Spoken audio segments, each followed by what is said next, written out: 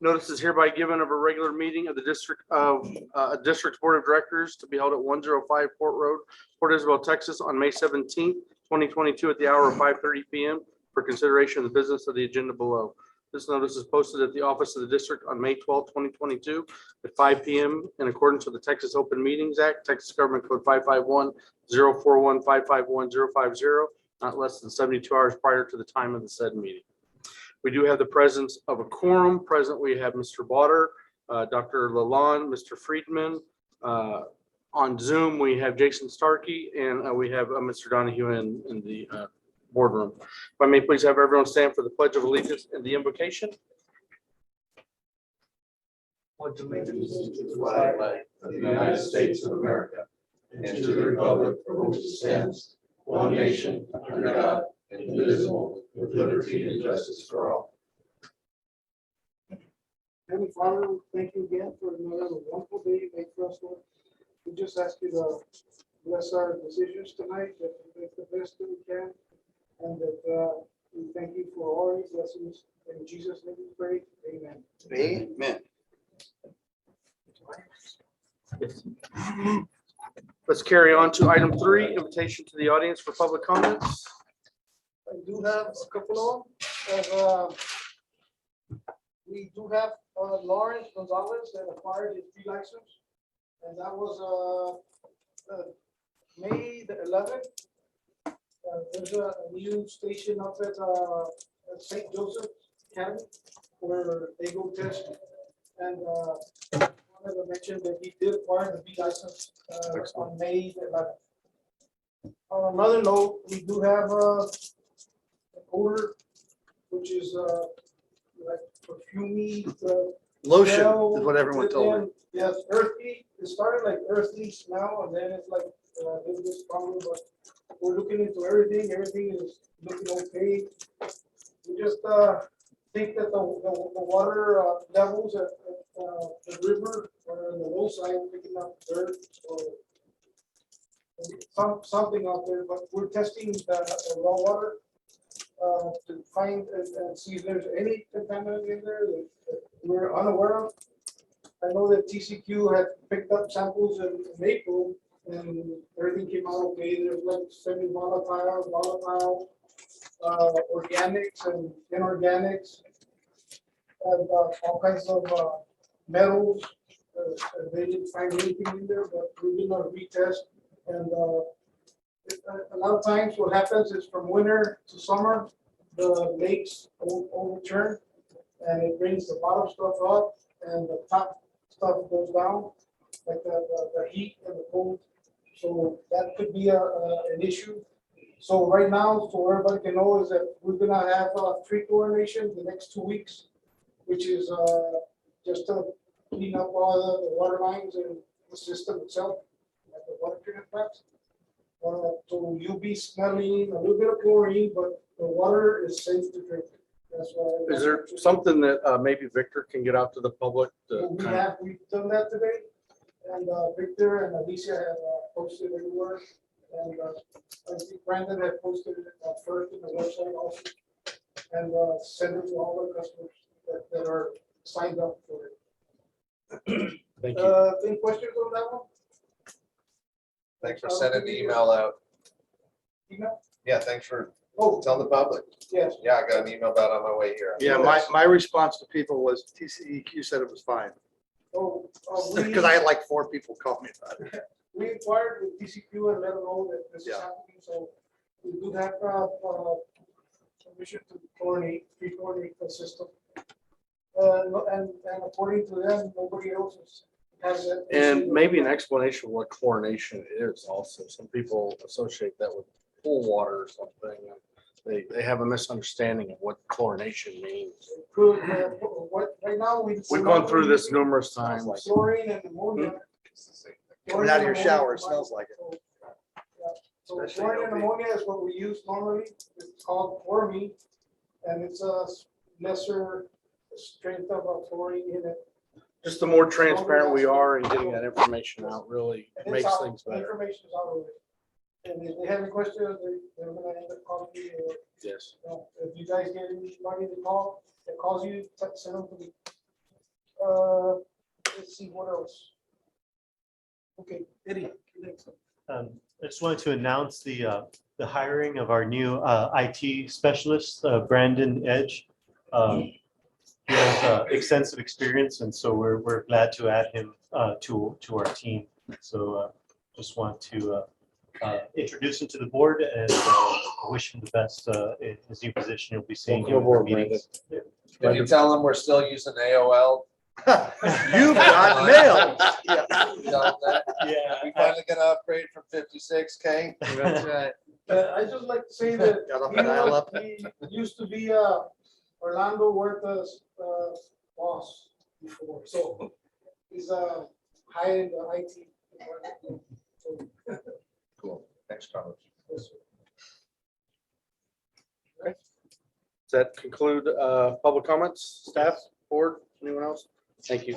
Let's move to item 4, consider and discuss for possible approval of the minutes for the regular meeting from April 27, 2022. I move that we approve the minutes. Motion made by Mr. Botter, Second. second by Dr. Lalonde. Are all those in favor? Aye. They are. None are opposed. Motion carries. Thank you.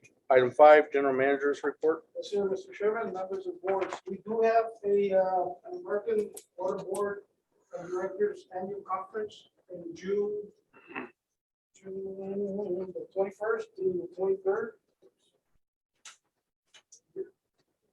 So we do have a meeting.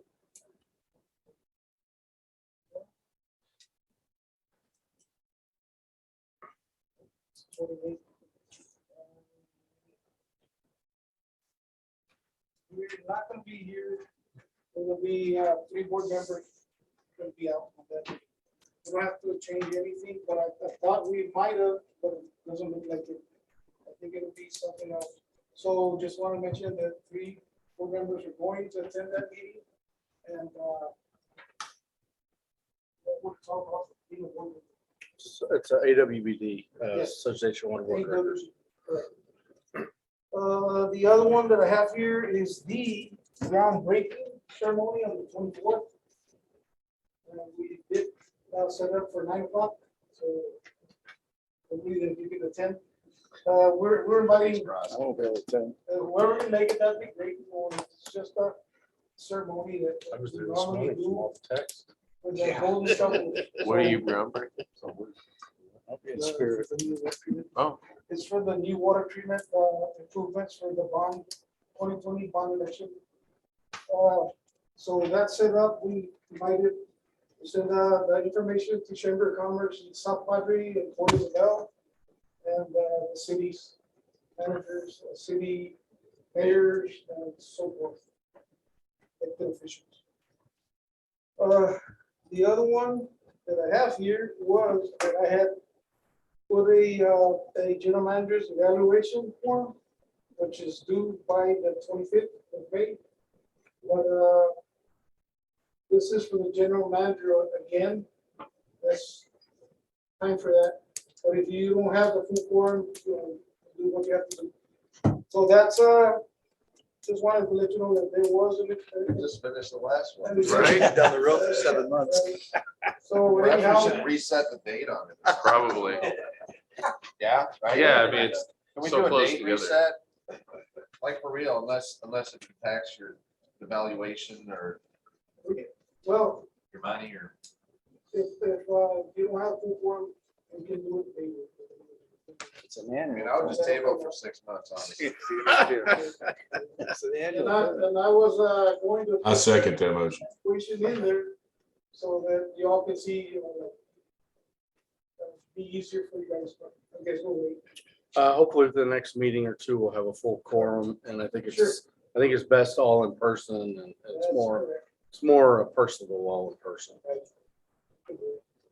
That's how it started last year. Carlos, is that it? That's it for me. Item Thank you. 6, consider and discuss for approval of resolution canvassing the returns and declaring the result of a bond election on May 7th, 2022. This is in regards to Long Island Village. The resolution has to be filled in with information on the early voting, which I didn't have information until Monday, I believe that we received all the information from the county yesterday. And then we just have to fill in all that, the information that you all have available there, Yes. the booklet. And then I guess we just need the board's approval, which mentions all the board of directors that will vote for it, to pass, approve the resolution, and those that didn't vote for it. So we just need a vote for that from each one. So I hereby ask the following board members to adopt the resolution. A board member can say, I move to adopt a resolution canvassing the returns and declaring the results of a bond election. So each board member needs to also vote to acknowledge the canvassing of the votes that were held on May 7, 2022 in regards to Long Island Village. Acknowledge. So we have first acknowledgement made for acceptance by Mr. Donahue, second acknowledgement made for acceptance by Mr. Friedman, I acknowledge for acceptance. third acknowledgement made for acceptance by Dr. Lalonde, I acknowledge. fourth acknowledgement acceptance by Mr. Botter, I acknowledge for acceptance. fifth acknowledgement made by board member Mr. Starkey. That concludes all board members are in favor of the canvassing of the votes of the May 7, 2022 Long Island Village canvassing. Thank you. Thank you. Let's move on to item 7. Consider and discuss for approval the updated 2022 hurricane season preparedness policy.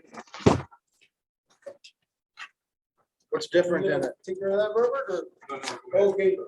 We updated the hurricane preparedness manual, which we update, like the city's mayors, city managers, new to the community of each city, like Little Vista, Portugal, South Padre, and then mostly that's the only thing that we updated. Anything else, Felipe? Mary? Come on up here, Felipe. Felipe is our safety coordinator, and he worked on this policy here, manual. So what's Also the school district, updated once a week there. Changes. Also put some other information into the back for general information on evacuation. There's going to be some new valves that are being installed at this moment that are going to be critical to the hurricane preparedness to be able to shut them off, which will do obvious. And we're going to put those back in. So there'll be new valves installed within the next 2 months. Yeah, is that it? Yeah, Joel, oh, yes, he is, yeah. And that's on the one project, valves that are in need to isolate the water tanks, the water sections, like in certain areas. And it's also causeway. Does it also include all the changes we made to the communication process? Um, All the new, There is a lot of communication. I didn't go phone through it yet. numbers and everything Okay. here that we did improve on and you'll find all the personnel numbers and that we updated. I can't remember what else it was. And then all the contacts that we have, like service companies, like the pump motors, valve, equipment repair, radio telemetry, chlorine, all kinds of service personnel leaders that will help us restore anything. The media, and the emergency responders and stuff like that. We just need a tool of it. I move that we approve the changes made to the hurricane preparedness. Motion made by Mr. Water. Second. Second by Mr. Donahue. All those in favor? Aye. They are already opposed. None. Motion carries. Thank you. Please, no hurricanes this year. Item 8, Director of Operations report.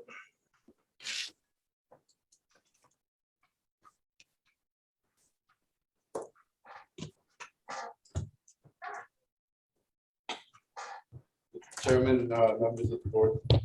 The April report for this year compared to April of last year.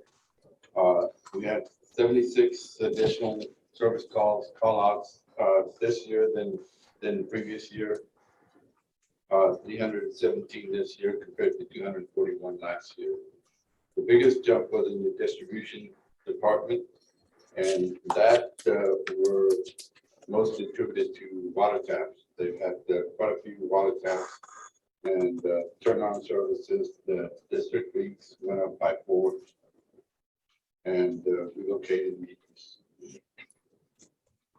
On the collection side, we had 10 less service call outs this year than last year. This year we had 51. Last year we had 61, and most of those were sewer backup, and basically that was it. The other ones are increases, but they're small in number. And then the pre-treatment and gestation personnel, those were about the same last year compared to this year. We had 41 last year, 40 this year. Well, what's a little different, we had 3 more contact with the food service establishments and the contact with existing food service establishments and making sure that their grease traps are up to date, getting them to install grease traps that will accommodate what they're doing out there.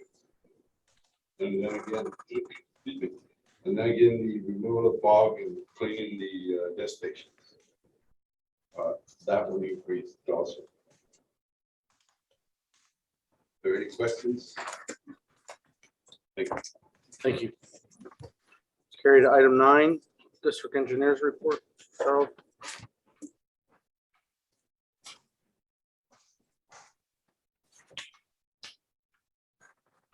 I guess the first item here is just giving an update on the status of completion on the new building.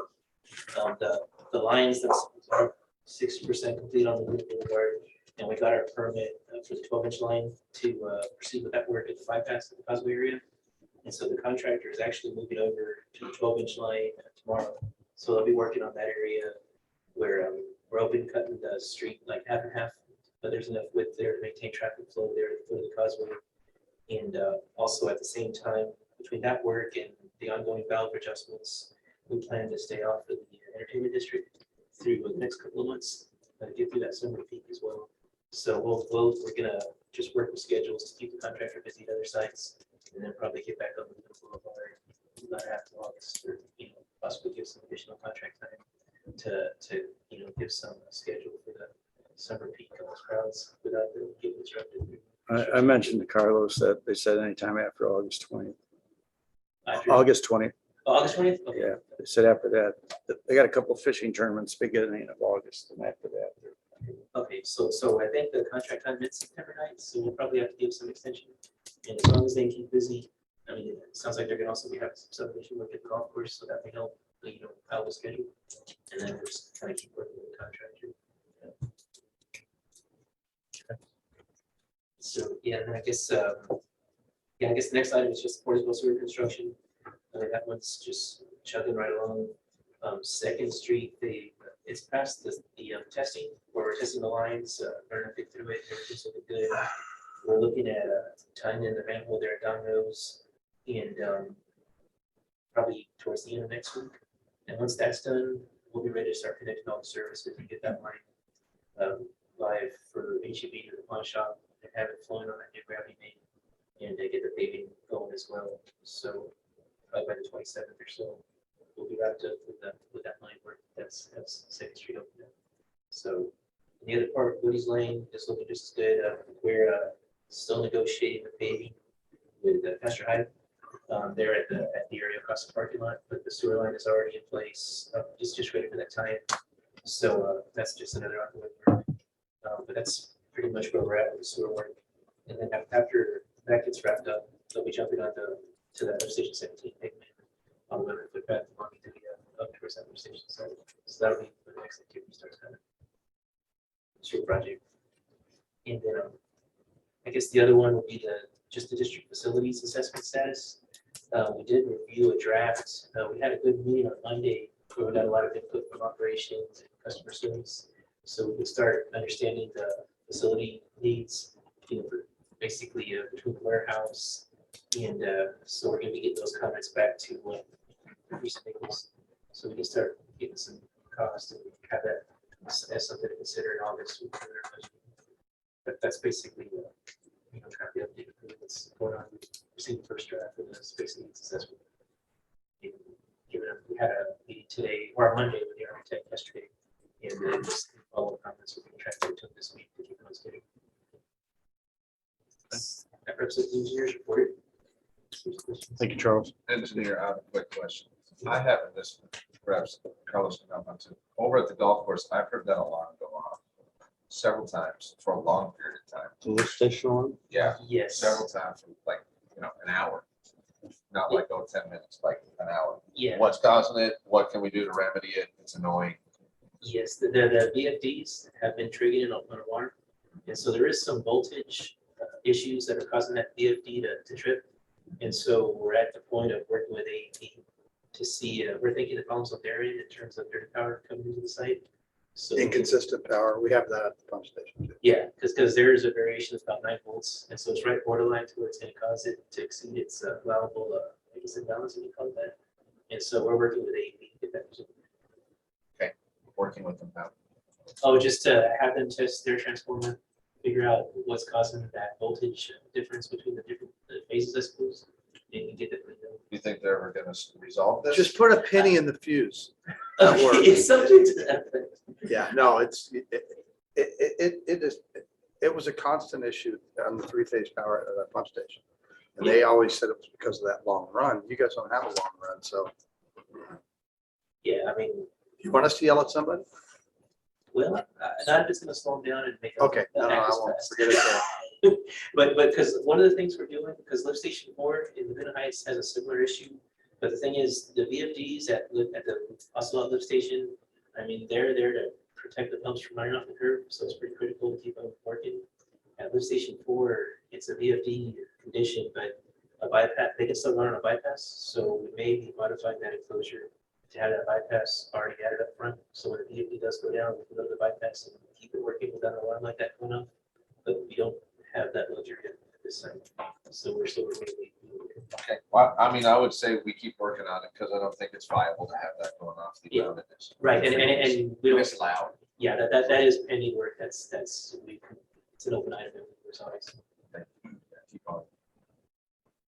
Yeah, it's not shutting the station down, right? It's just causing an alert. Yeah, maybe like a high level, but We it's just a reset it, nuisance yeah. alarm that, that it's more once you get that voltage or whatever's causing that VFD to trip, it's being it's a matter of getting the. Thanks. You can hear it half a mile away. It's loud, right? I wouldn't want to hear it if I was on first team, my backswing though. Or if you live at number 1. Yeah, or if you live at that poor guy's house. Okay. Old man help you. Yeah, that's my relative. My aunt, she calls me all the time on it. So we've gotten the electricians on it too, but it's a piece side. It's causing that, because I know our electricians have been out there. When you all call me, I send them out, they go check it out and turn it off, or whatever they can do for the meantime, right? Yeah, but yeah, we don't consider that a close. We're still trying to resolve. Okay, thank you. Thanks, appreciate it. Thank you, Charles. Item 10, consider and discuss for possible approval of the professional services agreement with Garver for any Bowie wastewater treatment plant stricter effluent limitations. Right, again, this is on that total copper where we complete that water effect ratios and we have the ongoing lab work. But from what we're seeing on our lab results is that water effect ratio isn't going to get us into compliance when this effluent, this total copper limit takes effect November 2023. So really, with this request, we're going to try to initiate conversations with TCQ to relocate that outfall. There's really no telling what TCQ is going to tell us in response. So pretty much, this is an effort, request not to exceed 35,000 to start working on the permitting to prevent, basically get the outfall directly to the bay to bypass that destructive wetland and freshwater exit and get all that resolved as a permitting. That's basically what it was. Any action? Yeah, I move that we approve. Motion for approval made by Mr. Blotter, Second. second by Dr. Lalonde. Are all those in favor? Aye. They are. Are there any opposed? None. Motion carries. Thank you. Item 11, consider and discuss for possible approval of design services for main office parking improvements. All right, so we do have some budget in to repave the parking here to the truck barn and add additional spaces over in the back. But we are looking at, we need to change some of the grading to improve drainage. And so I've asked civil engineer here to come forward to do the survey, topographical surveys, and get the grades tied down. And then some of the CAD work to get the plan set. Way we can do it competitive bid. We've already had specs drawn out for this street. So requesting an amount of 7,800 to get that. Motion for approval by Dr. Lalonde, second by Mr. Blotter. All those in favor? Aye. They are. Any opposed? None. Motion carries. Thank you. Item 12, Director of Finance report. Eddie?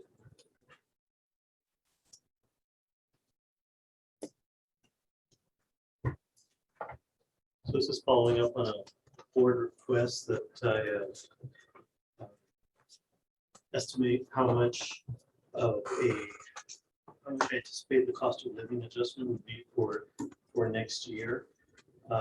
So you can see in your packet, there's a chart that's included. I don't know if you can put that page up. So it's item 12 word packet so that see it online. But basically, if you look at the chart at the beginning of 1985 to 2021, there's a consistent line there. And then beginning, once it hits that orange line, which represents the beginning of 2021, it shoots up at a different, at a much steeper angle there. And so the calculation in order to figure out what that cost of living adjustment would be, basically I have to figure out the calculation as July, August, and September of last year versus July, August, and September of 2022. So obviously we're not there yet, but I'm trying to estimate where that line is going to cross in July, August, and September. So just using some math, I calculated what those numbers would be, and the cost of living adjustment that I came up with would be 8%. So Yeah, so you're speculating that could be 8, could be 10.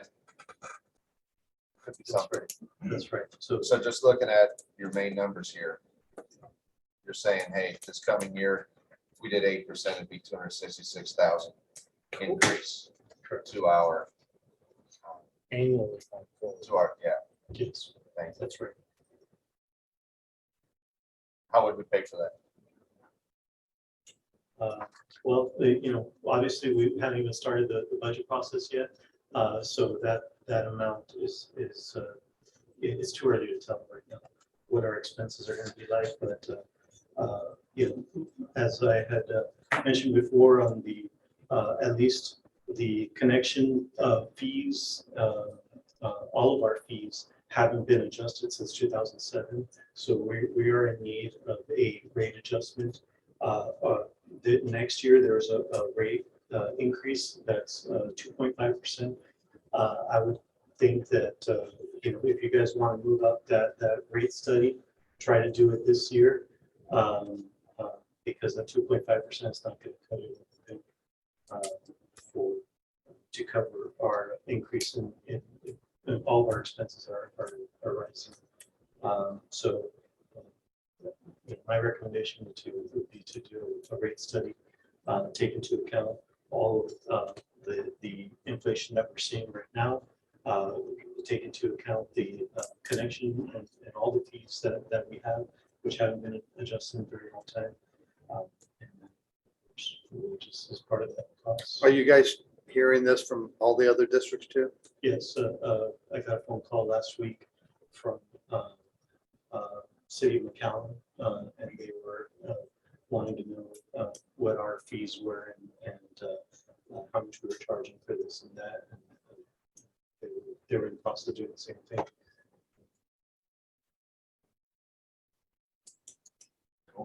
Thanks, appreciate it. I mean, this is some early food for thought, and given what we have, given our increases, I'm not speaking for anybody else, I'll speak. Given our increases over the past 3 years that I've been on board, I feel comfortable seeing you guys move in the direction of good, strong compensation.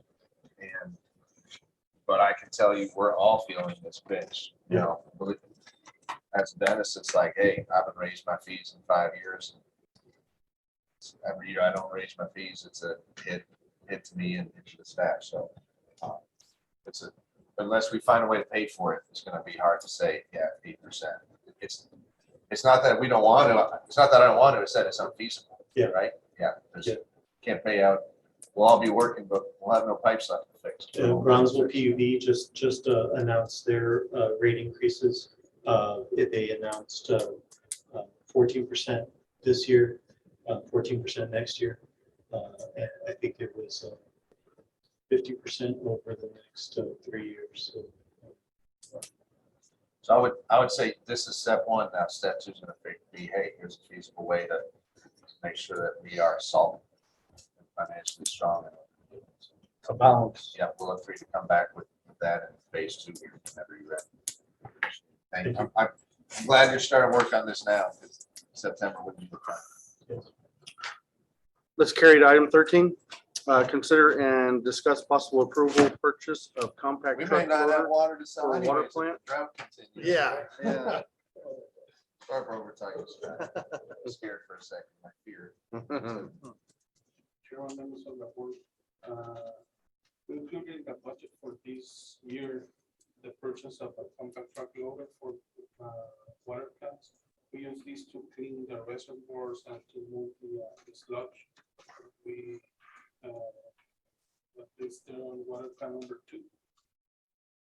So we are recommending for approval on award a contract to Kubota for the purchase of one compact truck loader for $52,112.97. Motion approved. Motion for approval moved by Mr. Donahue, Second. seconded by Mr. Water. All those in favor? Aye. They are. Are there any opposed? None. Motion carries. Thank you. Item 14, consider and discuss for possible approval repair of administrative building flat roof. This item was also included this fiscal year budget. Last 2 years, we have 3 leaks in this building. They went out for bids to repair this roof. We are recommending the board the approval and award the contract to Texas Platinum Roofing for the repair of the administration building platform for $45,853.42.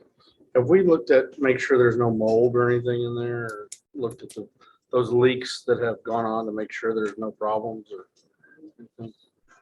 We haven't seen any of that. Okay. Discoloration or anything, but we've had like that one right there. It's just moisture, like right on top of the exit sign. But there's moisture that gets to it and it turns brown, but not mold. Okay, just want to make sure we don't have any of this discussion. Yeah, I moved that we approve.